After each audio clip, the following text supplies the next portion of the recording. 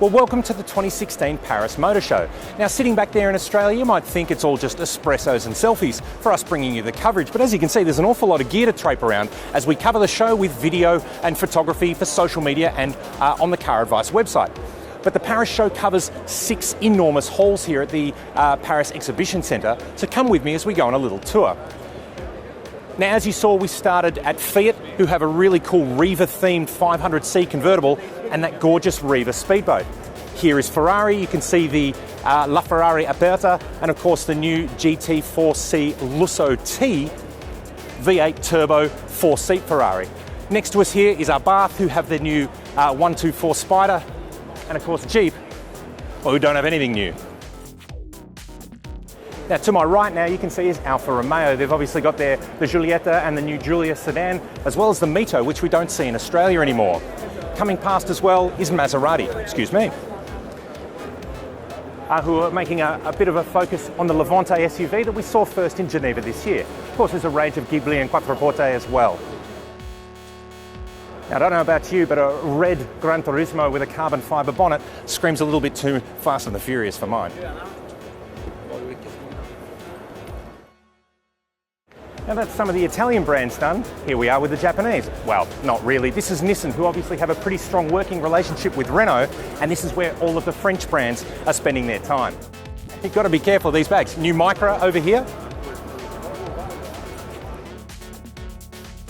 Now, of course, up here we have Renault, who have an enormous stand with the cars spread out really well. It actually works very well. There's a lot of cool cars that we don't see in Australia, including these really neat Twingos, and of course, even a Clio sedan. Clio station wagon, sorry. Now, being the Paris show, of course, the French brands are hugely well represented. Citroën here, who have the new C3, which we will be seeing in Australia. Behind Citroën is their luxury brand DS, who's still struggling here in Europe, to be honest. And of course, Peugeot, who have the really cool new 3008 GT SUV.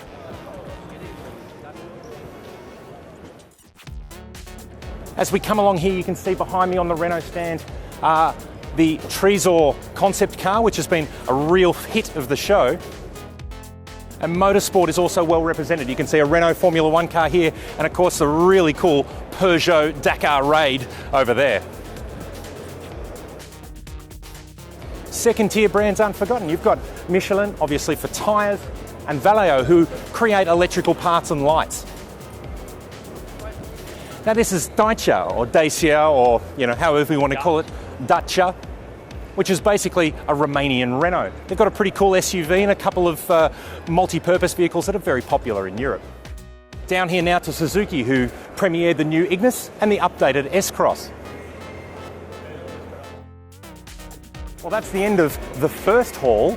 We've got about a 10-minute walk to get to the next one. We'll see you there. Now, we have to walk through here, Hall 2, to get to Hall 3, and as you can see, the motor show's not just about real cars. You've got some really cool displays of models which are for sale. There's plenty of interesting things too. Check this guy out. Another thing the French do really well are some really cool illustrative comic books. A couple of these for Mike Stevens are on the wish list order.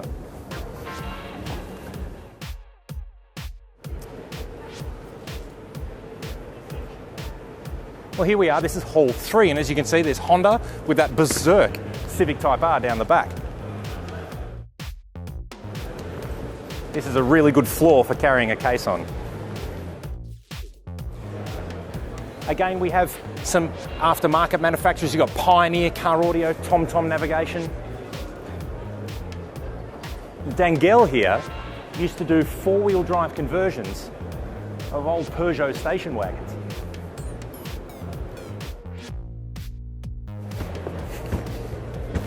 Oh, that's not easy. Over here we've got some guys who have reimagined Mini Mokes as full electric cars.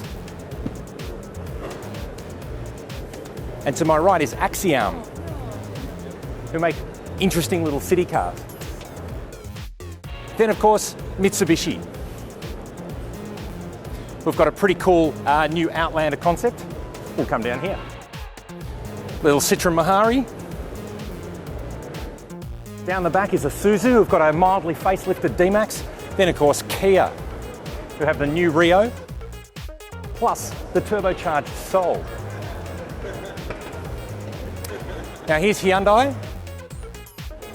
Might take a break here for a second because there's plenty to look at with the new N range of cars.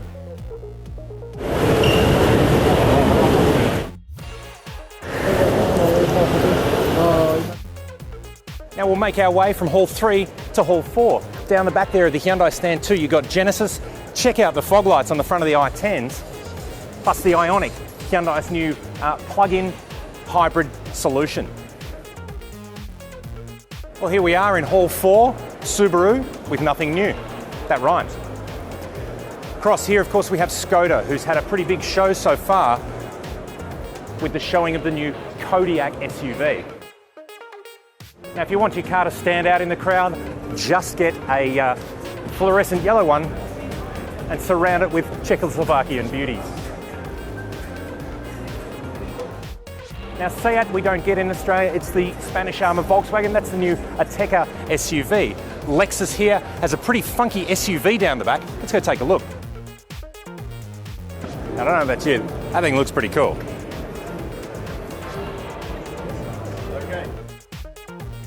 Gorgeous new LC 500H here.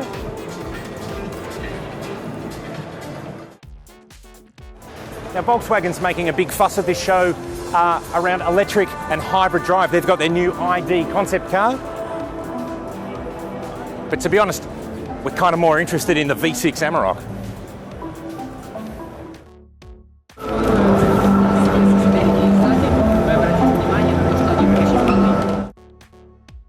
Now, down here we have the GTE range from Volkswagen, which is their hybrid lineup of their normal production cars.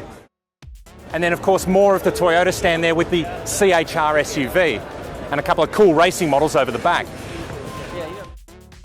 Now we have Audi, which have got obviously the new Q5 and RS3 sedan, as well as a range of their other pretty cool cars, including the Le Mans race car. And what would a European show be without Porsche? The full lineup's on display here, including the new Panamera Hybrid and the 911 GT3 Cup car. Well, that's about it for Hall 4. Let's go to Hall 5. Now, it's nice to get some fresh air between halls. And, you know, this is France, so it's not all slugging it. There's some travelators to help you get around.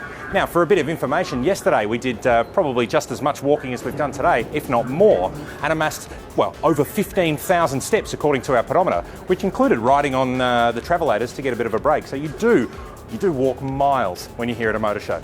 Let's go. Right, well, the lower part of Hall 5 here has the BMW group. You've got BMW here on the left and Mini on the right. Some pretty cool stuff too. Check out this two-tone i8. There's the new Mini Cooper JCW Clubman. And one of the stars of the show, the new X2 SUV.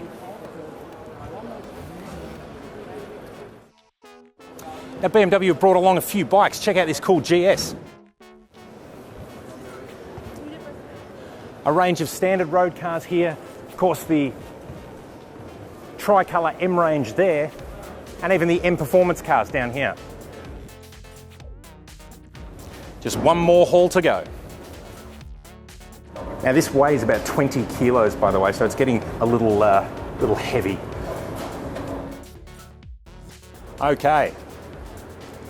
The last one, and it's a good one. Well, over here we have GM Europe in Opel.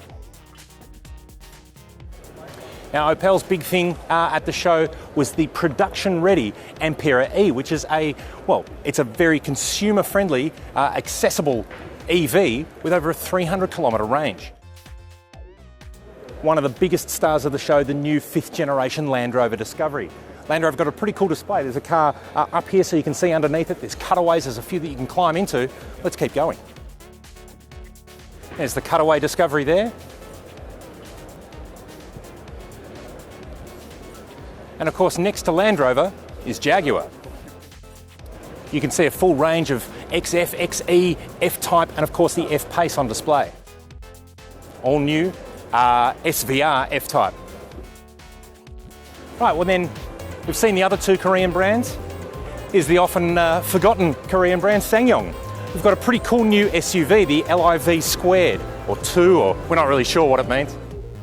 And you know what? It actually doesn't look too bad. On this side, we have Infiniti. We're not only showcasing the Q50, the new Q60, but a really cool concept SUV up the back there.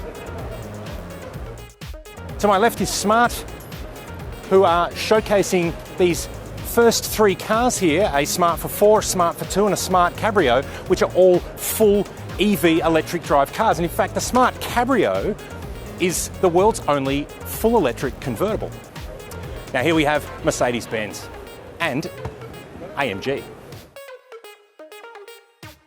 Now the big news for Mercedes is obviously all about electrification. You've got the full plug-in hybrid range here and their stunning Generation EQ show card down the back.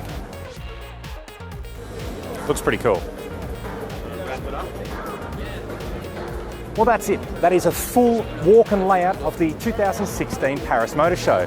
We've walked, well, probably about 6 kilometres to get here, and I tell you what, I need a coffee. Luckily, Mercedes have a cafe over there, so I'm going to hit up for another espresso.